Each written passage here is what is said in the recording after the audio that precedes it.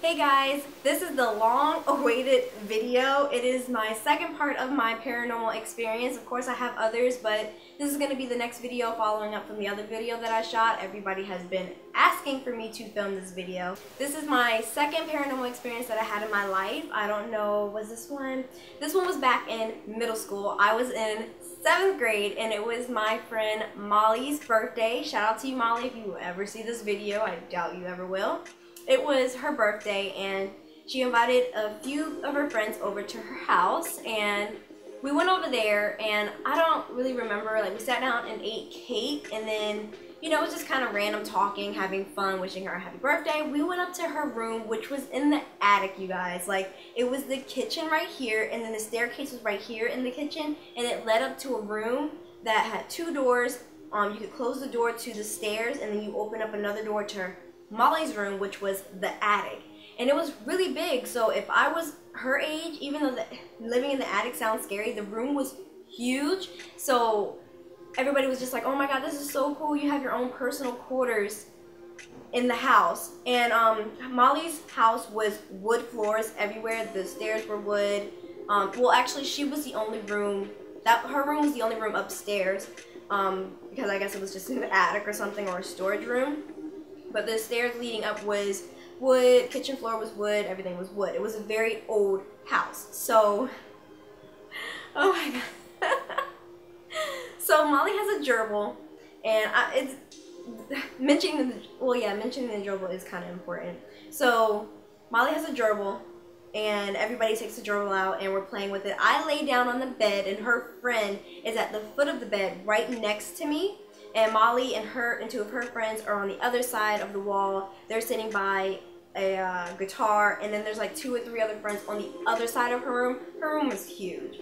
So, and then cutting off part of the room was a kind of like a bookcase thing, but you could see through it, through the shelves. And you know, she had a stereo and some books, and then you could see through it, and you could see the other people sitting down. The room was huge. So I'm laying down on the bed. Literally, I laid back.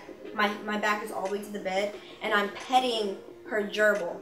And then all of a sudden, her guitar, one of the strings plucked. And Molly was sitting by the guitar, and for some reason, all of us knew Molly hadn't touched the guitar, but we looked at her and we were like, did your guitar just play? And she was like, yeah, it does that. So for some reason in my mind, I didn't automatically think ghost. I don't know, I think I was just caught up with, you know, being around so many people. We were having good conversation. I had a gerbil in my hand. I mean, when you have a little pet in your hand, you don't really think anything bad because you feel so secure with a little furry little pet. It's like they keep you safe. So we just kind of brush it off. So I'm laying down. I was talking to her friend, but I think I kind of zoned. Her friend was like like my feet were dangling off the bed, and her friend was sitting right next to my legs, or so I thought, because she had been sitting there while we were talking. And then I laid back and was just like petting the gerbil. I was kind of out of it, wasn't really talking. And then all of a sudden, I felt like, you guys, take your thigh. This is, I almost fell. Take your thigh and take your hand and brush your thigh going upwards. That's what I felt. I felt a hand on my thigh and brush it going upwards, like a very slight brush, like kind of like a tickle. And I was like, I got up, literally mid-sentence. I came forward like I was getting up, and I looked down, and mid-sentence while I was getting up, I was like, what are you? I was talking to her friend. But her friend was no longer sitting there. I hadn't met this girl before the party. This was Molly's friend. So I was thinking her friend was still sitting there, and I thought she was just playing around with me and touching me. So mid-sentence, I'm getting up saying, what are you? And she's not there. So I look around, and I see her through the bookcase, sitting on the chair on the other side of the room by the bookcase. And I'm like, oh my god. And everybody was like, what? I was like, I thought you were over here still sitting next to me. Something touched me. And everybody was like, are you serious? And I was like, Molly, is your house haunted? And Molly was so casual with it. She was like, Yeah, it's haunted. Sometimes my guitar goes off. Sometimes my stereo turns on by itself. Sometimes my bed shakes. And I'm like, you're like acting like this is so normal. Like your house is haunted. And she was like, you get used to it. Like you can hear footsteps walking around. And I was like, something just touched me. Like your house is haunted. So we get into this big discussion about ghosts, and we go downstairs and we talk to her sister and her mom about it. And they're like telling us these stories of everything that's happened in the house, saying, yeah, you hear footsteps, we've heard voices, we've heard things moving when there was nobody there, and it really freaked us out at first, but you know, they're kind of friendly ghosts, they don't really do anything. So we're like, I'm at this point, at this age, I am very interested in ghosts, because at this time I had a lot of experiences leading up to me being 14 with ghosts, you know, starting with the one where I was a little girl and the computer started typing. So I'm very interested in the paranormal. I love ghosts. Even though it scares the crap out of me, I am so interested in hearing other people's ghost stories, watching other ghost stories on TV. So I'm like sucking this stuff up like a sponge of like, oh my God, have you guys ever tried to contact them? So her sister was like, yeah, we have an Ouija board, and me and my friend tried to contact them one time, and when we were doing it, we heard footsteps coming down the stairs. Now, mind you, the kitchen table is right here, and the stairs are right here, but the door was closed right here. So, door, stairs. And the table was right here. And she was like, we freaked out and ran. So, at this point, everybody wants to play with the Ouija board, and at this point, I'm really actually kind of scared, because my mom always told me, never play with an Ouija board because you could invite something in that is not what you were planning on contacting. So I was not down for it, but at the same time I was kind of curious. But I was like, you know, my mom told me that's really bad. I shouldn't do that. Like, you could contact something and it might not go away. It could hurt you. Like, I've seen too many ghost movies to know what happens. Like, have you seen The Exorcist, the original? Not happening to me. But everybody wanted to do it.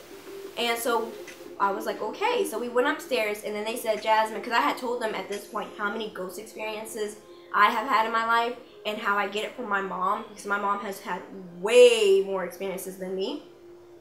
So they were like, since you have more experience with this, you should ask the questions. And I was like, I don't know, like, that thing's gonna follow me home. I don't want anything attached to me. My mom is gonna be so mad. Finally, I gave them, because, you know, curiosity killed the freaking cat. So I asked the questions, you know, we closed the door. I don't know if we light candles, but we also have the cell phone. We recorded just in case we didn't get any contact on the board. We could still play back the recording and hear if something was talking to us. So I'm asking questions like, is there anybody here right now? Can you do something? We left like one of the doors open to the attic stairs, and we said, you know, close the door, you know, make a knock on the window, you know, do something. Nothing happened until we heard some knocking on Molly's window, and we all freaked out and ran. But when we got downstairs, we were like, oh my God, something knocked in there. We are so scared. Something knocked. I don't want to go upstairs. And then we found out it was her sister and her mom throwing pine cones at the window trying to scare us. So everybody was like, okay, that sucks, because we really wanted to like get in touch with something. But, you know, her mom, I know it was really funny at the time, but I really wanted to see if something was going to happen. So I was kind of disappointed that they had done that, which scared us out, which freaked us out, which made us not want to do it anymore. So I was like, wait, what about the recording though? Like, let's see if something tried to talk to us. And I feel like you could hear very faint yes on the recording. Like, you heard yes, like to some of our questions. And we had actually taken the cell phone and push record, and we put it on the floor away from us so that nobody could whisper into it. One of us couldn't be trying to scare each other, so we wanted to make sure that it was legit. And I feel like you could have heard, you know, my door just opened. Oh my God. I'm kidding you guys, that was my cat leaving the room.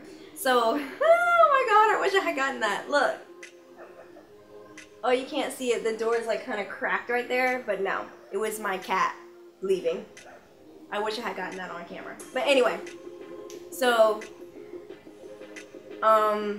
They listened to it, but really we were just like, oh, nothing really happened. We kind of just ignored it. My mom came and got me at like 12:30 or 1 a.m. and we said goodbye and I went home. So this is where it gets crazy. Oh my god. Like I told you guys, don't play with an Ouija board because something will follow you. So I go home. I don't think I told my mom that we played on a Ouija board because she would be pissed off.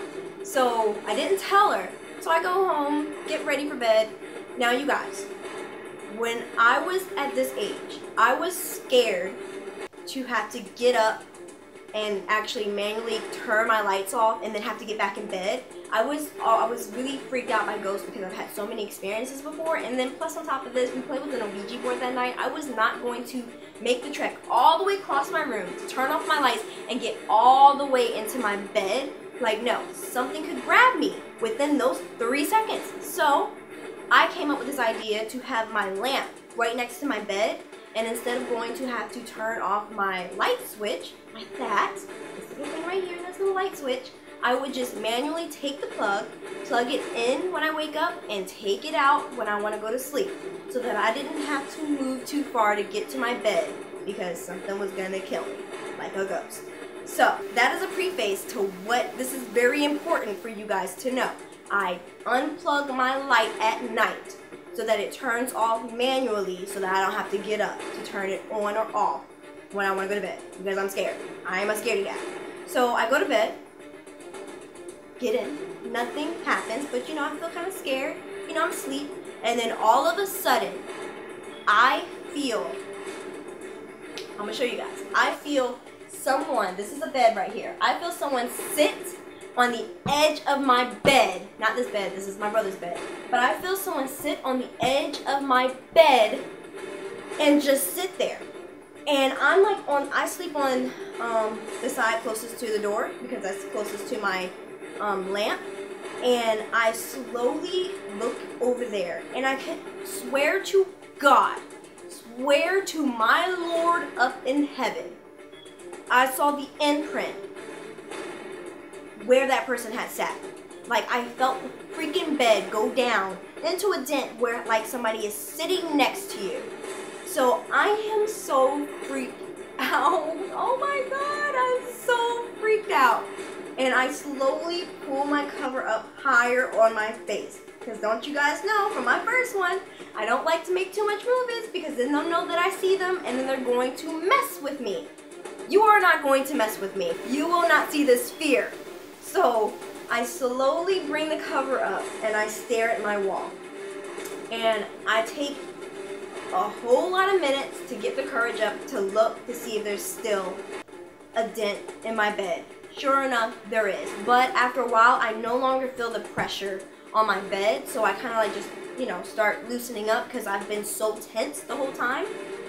Then around, you know, I didn't feel anything for the rest of the night until around 5 a.m. 5 a.m. came. I knew it was kind of like 5 a.m. to 6 a.m. because, well, you're going to know why. So I turn over. At this time, I'm kind of loosened up. I'm not tense anymore. I feel like, okay, it's gone. There's nothing here. I got a few hours of sleep. So I'm a person that after I've been scrunched up into a ball for a while, I'll let myself loose and I'll lay on my back and I'll put my hand kind of like this in this position and sleep like that. And sometimes I do both and I'll just sleep like that in a comfortable position. Holy crap. So I'm sleeping like this, and then very lightly I feel like someone has taken their fingers and lightly brushed my arm down, like from here to down, and I'm just like, I shake awake like, oh my god, did something just touch me? So I am frozen in this position because you guys know I don't move when I'm scared. So I am frozen with my hand up like this. I'm keeping my eyes closed and I kind of peek like at my arm like, oh my god, did I just feel that? So I'm just like, okay, calm down. Calm down. Just go back to sleep, and if it happens again, you're going to run. Because at this point, I was petrified. I could not believe that it had touched me not only at Molly's house, but now here. I could feel the imprint of the person sitting there at that point. Not at that point where I got touched, but like all these things have been leading up. This thing was messing with me. So I was like, okay, just calm down. If it happens again, you are not gonna think, you are going to run to your brother's room, which is this room that I'm in right now. So I stay in the position and just go back to sleep. And then I don't know how much longer after that, I felt it again. So you guys, take your finger very lightly and touch and take it and lightly drag it down your arm like you're trying to tickle someone. It does it again. And I'm like, no. So I bolt out of my room and run to my brother's room, this room right here, and I ask him, can I sleep in here with you? And he was like, why do you want to sleep in here? My brother has known for a while that me and my mom, we have a lot of ghost experiences. So when I tell him I think there's something in my room, he's like, okay. Because my brother was the type of brother where he acted like he didn't love you and that he didn't want you around, but really he did love you and he wanted you around. But if he knew that I was actually scared, he would let me stay with him. But other than that, he'd be like, get out my room. But I think he knew. I had never asked my brother to let me stay in his room before. Never. Have never asked him. And I think he knew. So I slept on the floor for the rest of the day. For the rest of the night. I think I slept for like maybe an hour and a half.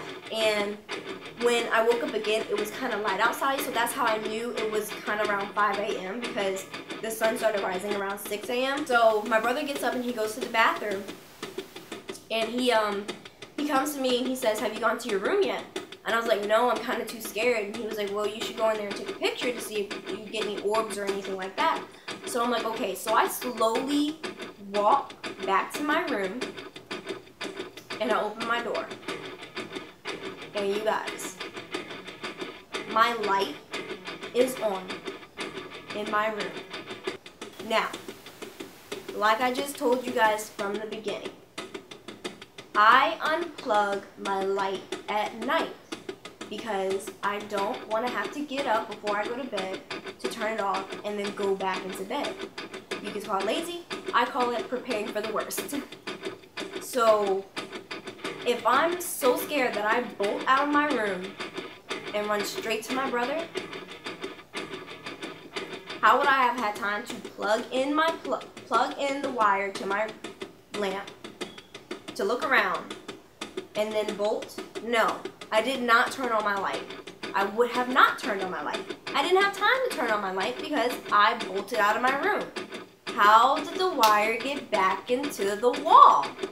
So I take a few pictures and nothing really shows up. I feel like it was just really messing with me. I don't know why, just because I don't know, I guess I was the most scared in the group or something, but yeah, that was one of the most craziest ghost stories I've ever had, where I literally went through it all night. Like,